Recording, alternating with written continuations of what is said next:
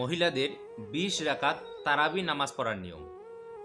আমরা যারা পুরুষ মানুষ আমরা কি করি, আমরা তো মসজিদে গিয়ে জামাতের সহিত তারাবির নামাজগুলো আমরা আদায় করি, কিন্তু মহিলা মা বোনেরা তারা যে বাড়িতে যে তারা তারাবির নামাজ আদায় করবে, তারা কোন নিয়মে আদায় করবে, তারা কিভাবে আদায় করবে, কি কি সূরা পাঠ করবে, আজকের ভিডিওতে আমরা জানবো। মহিলাদের 20 রাকাত তারাবির নামাজ পড়ার নিয়ম A to Z সব কিছু, কিভাবে সূরা কিরাত পড়তে হবে, কয় রাকাত পর দোয়া পড়তে হবে, আবার কয় রাকাত পর পর মোনাজাত করতে হবে, কি কি দোয়া পড়তে হবে, হ্যাঁ, প্রত্যেকটা বিষয় সম্পর্কে আজকের ভিডিওতে আমরা আলোচনা করবো ইনশাআল্লাহ।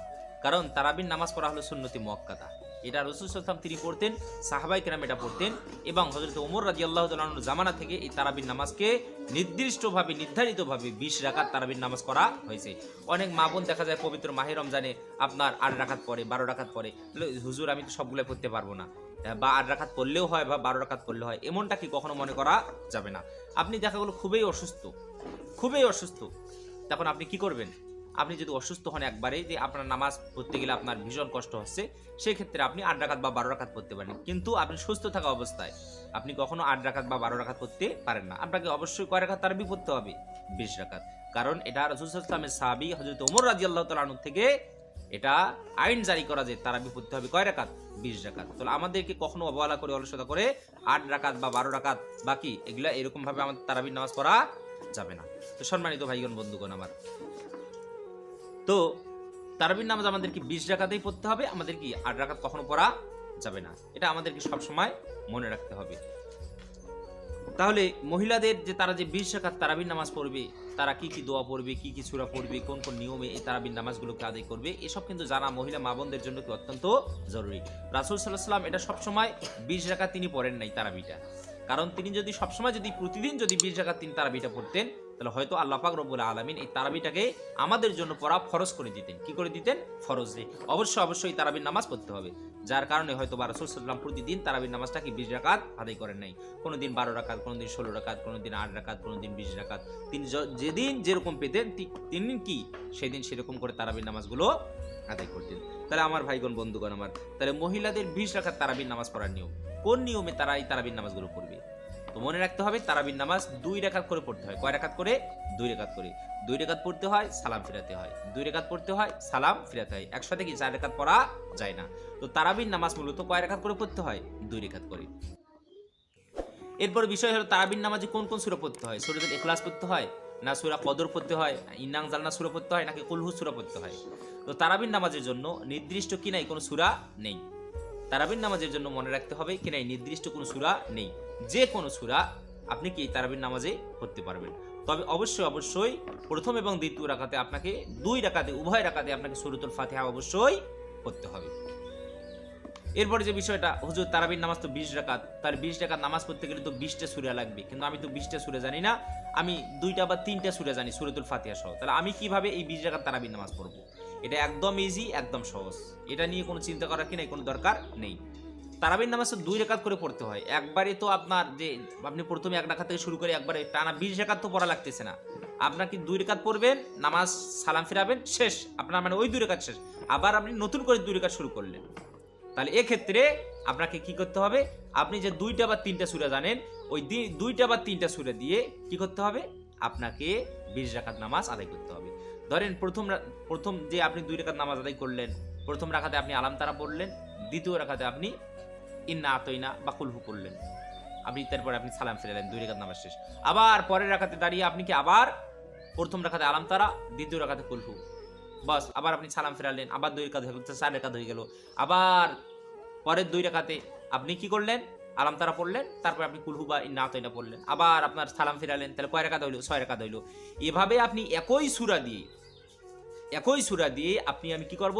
তারাবির 20 রাকাত নামাজ আদায় করব। তো তারাবির 20 রাকাত নামাজ পড়ার জন্য 20টা সূরার কি নাই, কোনো দরকার নেই। তারাবির 20 রাকাত নামাজের জন্য কি নাই, 20টা সূরার কি নাই, কোনো দরকার নাই।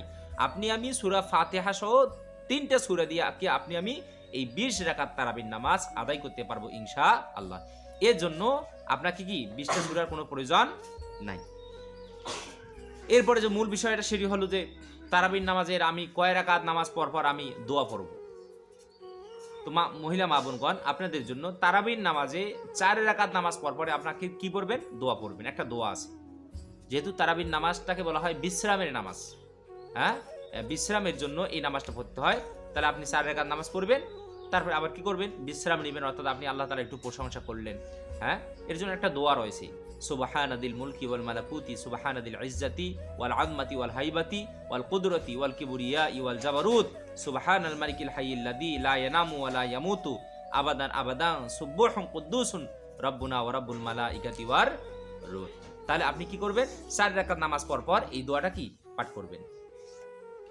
তাহলে 4 রাকাত নামাজ পর কি করতে হবে, এই দোয়াটা পাঠ করতে হবে। এখন আপনি ওই দোয়াটা পারেন না, তাহলে আপনি কি করবেন, তখন আপনি বলবেন সুবহানাল্লাহ ওয়ালহামদুলিল্লাহ ওয়ালা ইলাহা ইল্লাল্লাহু ওয়াল্লাহু আকবার। আপনি বলবেন সুবহানাল্লাহি ওয়া বিহামদিহি সুবহানাল্লাহিল আযীম। আপনি বলবেন সুবহানাল্লাহি ওয়া বিহামদিহি আদাদা খালকিহি ওয়া রিদা নাফসিহি ওয়া জিনাতা আরশিহি ওয়া মিদাদা কালিমাতিহি।